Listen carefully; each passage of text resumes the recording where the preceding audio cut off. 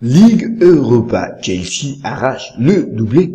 Grâce à Branislav Ivanovic, buteur dans les arrêts de jeu, Chelsea a vaincu Benfica en finale de la Ligue Europa 1-2 et réussit ainsi un inédit doublé C1-C3. Pourtant dominateur au cours de cette rencontre, les Lisboètes pourront nourrir de gros regrets. Chelsea a refait le coup.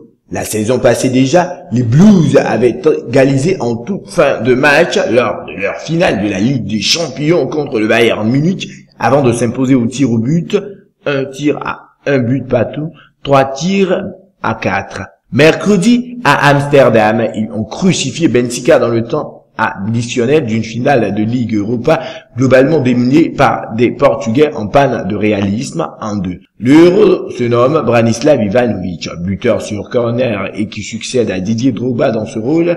Avant cette fin de match, à couper le souffle, Oscar Cardozo avait répondu sur penalty 68e à l'ouverture du score de Fernando Torres, 60e. Chelsea s'offre ainsi un doublé C3 inédit dans cet ordre et devient le 5e club à remporter les 3 compétitions européennes majeures.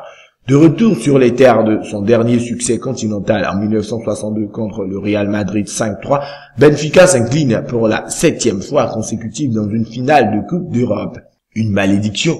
Les Portugais auront tout fait pour la vaincre. Durant 1 heure, ils ont outrageusement dominé les débats. Facile pour s'approcher de la surface adverse, ils ont mis en place leur jeu en mouvement sans être gênés par des Blues dépassés par les événements. Mais ils ont manqué de réussite dans la zone de vérité. Ils n'ont pas su pousser le ballon au fond sur 2 cafouillages aux abords du but de Petr Cech. 11e, 15e. Nicolas Gaëtan a gâché 2 énormes opportunités, 12e, 33e. César Azpilicueta a empêché Rodrigo Lima d'ouvrir le score d'un retour salvateur, 50e, et Salvio est venu buter sur Sech, 59e.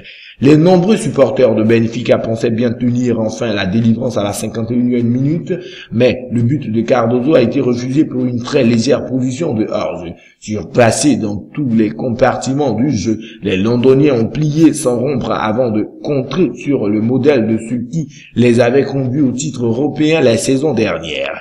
La barre pour Lampard avant Ivanovic. Sur leur première occasion de la seconde période, Fernando Torres a donné l'avantage aux Blues. Lancé par une relance à la main de 50 mètres de Sech, prolongé par Juan Mata, l'Espagnol a résisté à la défense benfiquiste avant d'effacer Arthur et de conclure dans le but vide. 0-1, 60e. Avant cela, seul Oscar, 27e, et Frank Lampard, 38e, s'était montré menaçant. Pénalisé par l'absence d'Eden Hazard, forfait en raison d'une blessure au ischio-jambier, Chelsea a longtemps peiné à enchaîner 3 passes à combiner offensivement. Obtenu contre le cours du jeu, l'ouverture du score n'a pas stoppé Benfica dans son élan, et les Portugais n'ont pas tardé à revenir à hauteur. Coupable d'une main dans sa surface, Azpilicueta a offert un penalty aux Lisboètes, que Cardozo a transformé en forme dans l'axe.